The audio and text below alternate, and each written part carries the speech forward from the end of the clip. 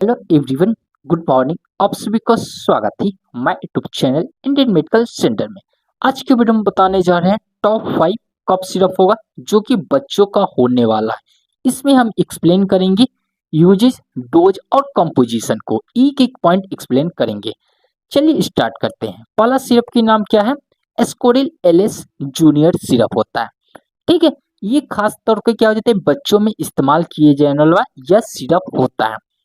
इसकी कंपोजिशन की बात करें तो लीवोसाल्बुटामोल, एम्ब्रोक्सोल और ग्लूफासिन, ये तीनों को मिलाने से एस्कोरिल एलएस का जूनियर सिरप बनता है।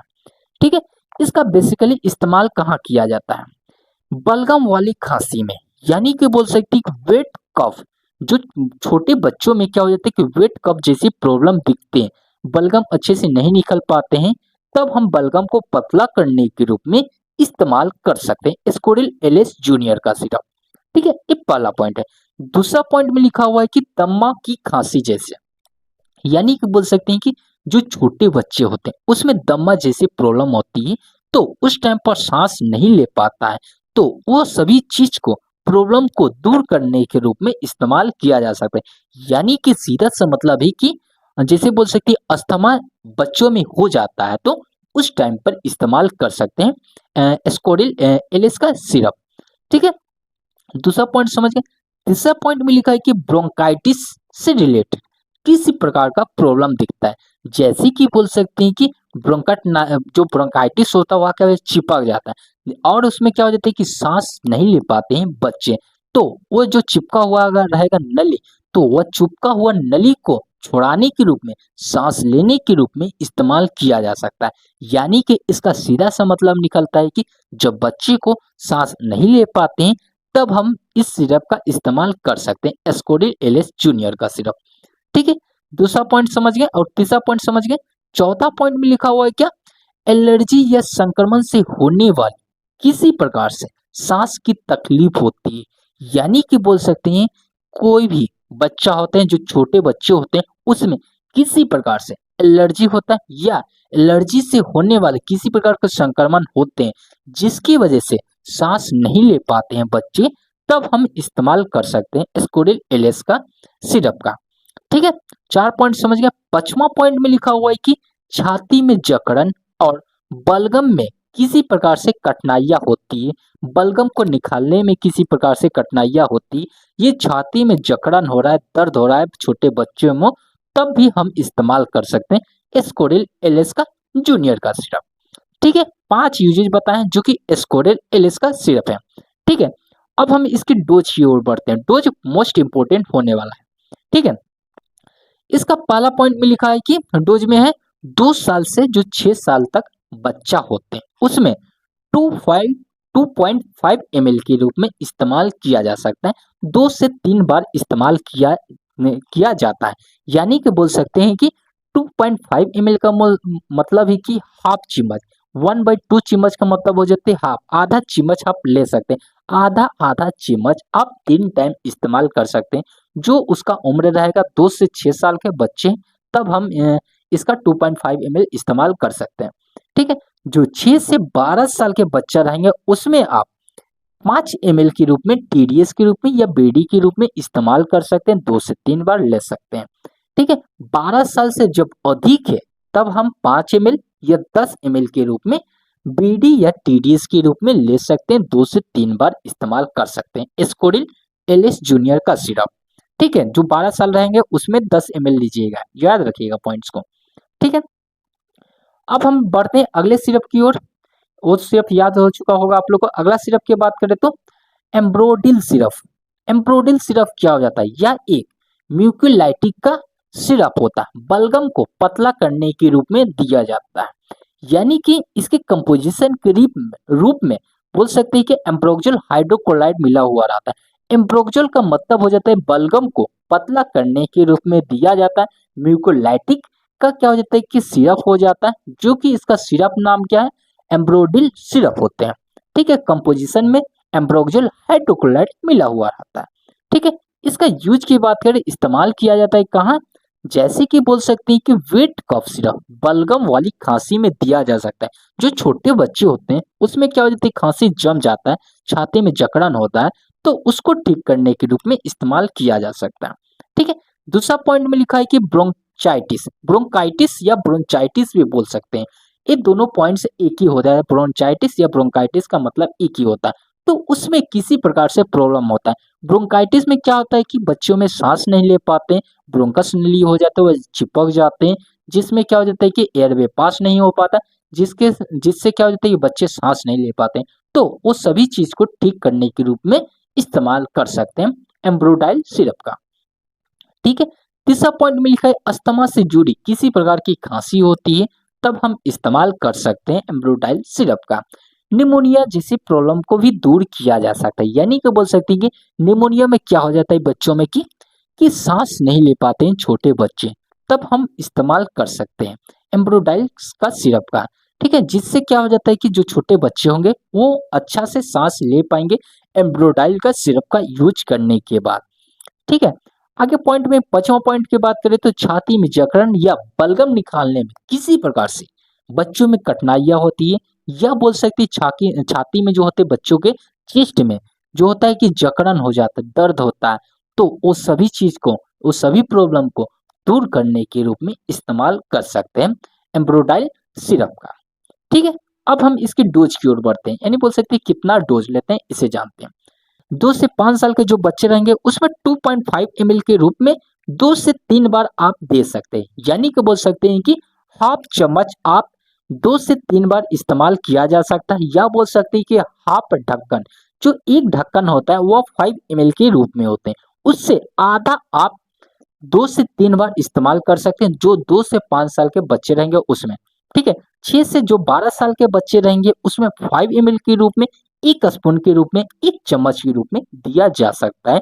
बीडी या टीडीएस के रूप में दे सकते हैं। बीडी का मतलब हो जाता है दिन में 2 बार और टीडीएस का मतलब हो जाता है दिन में 3 बार। इसका हम पूरा अलग से एक वीडियो बना देंगे। ठीक है, पहले हम यहाँ समझ सकते हैं। ठीक है, 12 साल से जो अधिक उम्र के जो बच्चे रहेंगे उसमें आप 10 ml के रूप में इस्तेमाल कर सकते हैं, यानी कि 2 ढक्कन के रूप में, 2 चम्मच के रूप में दिया जा सकता है। ठीक है, 2 सिरप समझ चुके हैं। अब हम बात करते हैं तीसरे सिरप की ओर बढ़े तो जीडेक्स। जीडेक्स यह एक ऐसा सिरप होता है जो बच्चों और बड़ों में दिया जा सकता है, चिल्ड्रंस और एडल्ट के रूप में भी इस्तेमाल कर सकते हैं जीडेक्स का सिरप का। ठीक है, इसका क्या हो जाता है कि कंपोजिशन की बात करें तो इसमें मुख्य घटक क्या मिले रहती, क्या कंपोजिशन रहता है इसे जानते हैं। पहला पॉइंट में है क्या, डेक्स्ट्रोमेथर्पेन। डेक्स्ट्रोमेथर्पेन को मिलाया जाता है, क्लोराफेनेरामाइन मिलाया जाता है, और क्या बोल सकते हैं फाइलिफेराइन को मिलाया जाता है। ये तीनों को कंपोजिशन को मिलाने से जीडेक्स का सिरप बनता है। ये भी क्या हो जाता है अच्छा सिरपों में से एक माना जाता है, बच्चों इस्तेमाल कर सकते हैं और एडल्ट भी ले सकते हैं। ठीक है, इसका मुख्य उपयोग की बात करें, यूज की बात करें तो सूखी वाली खांसी में दिया जाता है, यानी बोल सकते हैं कि जो बच्चों में क्या हो जाता है कि सूखी खांसी हो जाता है, खांसी जम जाता है, सांस लेने में जैसे प्रॉब्लम दिखती है, यानी कि बोल सकते हैं कि जो क्या बोलते हैं खांसी चिपक जाता है, खांसी जम जाता है, सूख जाता है, तो वो सभी प्रॉब्लम को दूर करने के रूप में इस्तेमाल किया जा सकता है। ठीक है, एलर्जी से रिलेटेड किसी प्रकार की खांसी होती है। दूसरा पॉइंट मिले एलर्जी वाली खांसी लिखा है, इसका मतलब है कि एलर्जी से रिलेटेड किसी प्रकार की खांसी हो रही है, यानी किसी भी चीज से खांसी हो रही है, या धूलकण से हो रही है, या बोल सकते केमिकल की वजह से, या किसी भी मेडिसिन का यूज करने से वजह से खांसी हो रही है। इस सभी जैसे प्रॉब्लम दिख रहे हैं तो हम उस टाइम पर इस्तेमाल कर सकते हैं जीडेक्स का सिरप का। ठीक है, तीसरा पॉइंट भी लिखा है जुकाम, छींकी आना, बहती नाक। जुकाम मतलब हो सकता है सर्दी, रनिंग नोज, या बोल सकती है कि स्नीजिंग जैसी प्रॉब्लम दिख रही है। छींकी आना का मतलब हो जाता है स्नीजिंग, बहती नाक मतलब रनिंग नोज, और जुकाम मतलब हो जाते हैं कफ या कफ सिरप के रूप में बोल सकते हैं। तो इस सभी चीज को दूर करने के रूप में इस्तेमाल किया जा सकते हैं जीडेक्स का सिरप का। ठीक है, 3 पॉइंट समझ गए। चौथा पॉइंट में लिखा है गले की खराश और चुभन जैसी महसूस होती है, यानी कि बोल सकते हैं कि जो बड़ों में या छोटे बच्चों में किसी प्रकार से गले में खराश होता है, खड़खड़ाहट की आवाज आता है, ये चुभन जैसी महसूस होती है, सांस लेते हैं तो गड़ता है, या खाना वाना खाते हैं तो गड़ता है, तो ये सभी जैसी प्रॉब्लम दिखती है। तो ये सभी चीज को दूर करने के रूप में ये सभी चीज को ठीक करने के रूप में इस्तेमाल किया जा सकता है जीडेक्स का सिरप का। ठीक है, 4 पॉइंट समझ गए जीडेक्स का। 5वां पॉइंट की बात करें तो बंद नाक, यानी बोल सकते हैं कि नाक ब्लॉक हो जाता है, नाक से बिल्कुल सांस नहीं ले पाते हैं, तो वो सभी चीज को दूर करने के रूप में, वो सभी चीज को प्रॉब्लम को खत्म करने के रूप में, यह बोल सकते हैं कि सांस को प्रॉपर तरीके से लेने के रूप में इस्तेमाल कर सकते हैं जीडेक्स का सिरप का। ठीक है, टोटल 5 पॉइंट बताएं जो कि जीडेक्स से रिलेटेड है। ये पांचों पॉइंट्स को आप लोग याद रखिएगा। अब हम इसके डोज की ओर बढ़ते हैं कि कितना कितना डोज ले, इसे जानते हैं। ठीक है, बेसिकली इसका डोज की बात करें तो इसका पहला पॉइंट में लिखा है डोज के रूप में 2 से 6 साल के जो बच्चे रहेंगे उसमें 2.5 ml के रूप में दिया जा सकता है। जैसे कि हम आगे बताएं 2.5 ml का मतलब हो जाता है 1/2 चम्मच, यानी कि 2 से 3 बार आप हाफ हाफ चम्मच दे सकते हैं। आधा आधा चम्मच आप 2 से 6 साल के जो बच्चे रहेंगे उसमें आप आधा आधा चम्मच के रूप में दिया जा सकता है। और जो 6 साल से 12 साल के बच्चे रहेंगे उसमें 5 ml के रूप में, और 12 से अधिक रहेंगे यानी बोल सकते हैं कि 12 से अधिक जो उम्र के बच्चे रहेंगे उसमें 5 ml से 10 ml के रूप में दे सकते हैं। 2 से 3 बार इस्तेमाल किया जा सकता है। ठीक है, आगे पॉइंट्स की बात करते हैं, अगले सिरप के रूप में क्या आते हैं इसे जानते हैं। जैसे बोल सकते हैं कि चेरी कॉफ सिरप। चेरी कॉफ क्या हो जाता है, एवी क्या हो जाता है कि टॉप सिरपों में से एक माना जाता है जो कि बच्चों में इस्तेमाल किया जाता है। यह एक ऐसी सिरप होती है जो बलगम को निकालने के रूप में दी जाती है, यानी बोल सकते हैं कि म्यूकोलाइटिक एवी सिरप बोला जाता है। चेरी कॉफ सिरप को म्यूकोलाइटिक सिरप बोला जाता है। क्यों बोला जाता है, क्योंकि इसमें कंपोजिशन के रूप में एम्ब्रोक्सोल मिला रहता है। एम्ब्रोक्सोल काम करता है कि बलगम को पतला करने के रूप में इस्तेमाल किया जाता है। और आगे कंपोजिशन में लिखा है टर्बुटलिन मिला हुआ रहता है, ग्लूफासिन मिला हुआ रहता है, मिथेनॉल मिला हुआ रहता है। ये 4 कंपोजिशन को मिलाने से चेरी कॉफ का सिरप बनता है। इसका बेसिकली यूज कहाँ किया जाता है, इस्तेमाल किया जाता है कहाँ, इसे जानते हैं। बलगम वाली खांसी में, यानी बोल सकते हैं वेट कफ सिरप में इस्तेमाल किया जा सकता है। इसका सीधा सा मतलब है कि जो बच्चों में क्या हो जाता है वेट कफ जैसी प्रॉब्लम दिख रही है तो उसको ठीक करने के रूप में इस्तेमाल किया जाता है। जो बोल सकते हैं कि खांसी होता है तो क्या कहते हैं मोटा मोटा से कफ निकलता है, तो कफ को पतला करने के रूप में इस्तेमाल कर सकते हैं चेरी कफ सिरप का। ठीक है, दूसरा पॉइंट में लिखा है कि ब्रोंकाइटिस में किसी प्रकार से प्रॉब्लम दिख रहा है, ब्रोंकस नली चिपक गया है या सांस लेने जैसी प्रॉब्लम दिख रहा है, तो उस सभी चीज को ठीक करने के रूप में इस्तेमाल कर सकते हैं। ठीक है, आगे पॉइंट में लिखा है कि अस्थमा से रिलेटेड किसी प्रकार की जुड़ी बीमारियां होती है, सांस लेने से रिलेटेड बीमारी होती है, अस्थमा में इस्तेमाल कर सकते हैं, या अस्थमा से रिलेटेड किसी प्रकार की बीमारियां होती है जिसके वजह से आप सांस नहीं ले पा रहे हैं, बच्चे सांस नहीं ले पा रहे हैं, उसमें इस्तेमाल कर सकते हैं। एडल्ट में यूज नहीं किया जाता है, बच्चों में इस्तेमाल किया जाता है, ये बात को याद रखिएगा। ठीक है, तो वो सभी प्रॉब्लम को दूर करने के रूप में इस्तेमाल कर सकते हैं। चौथा पॉइंट में लिखा है निमोनिया के रूप में भी इस्तेमाल किया जाता है। निमोनिया में क्या होता है कि जो होता है कि बच्चे सांस नहीं ले पाते, निमोनिया जैसी प्रॉब्लम दिखती है, तो वो क्या होता है कि ब्रोंकस जो नली होता है, लंग्स होता है, जिससे वजह से सांस नहीं ले पाता है, वो सभी में क्या होती है प्रॉब्लम दिखने लगता है, जकड़न जैसे महसूस होता है, तो वो सभी चीज को दूर करने के रूप में इस्तेमाल कर सकते हैं। ठीक है, पांचवा पॉइंट में लिखा है छाती में जकड़न, सांस लेने से किसी प्रकार की तकलीफ हो रही है, तो ये सभी प्रॉब्लम को दूर करने के रूप में इस्तेमाल कर सकते हैं।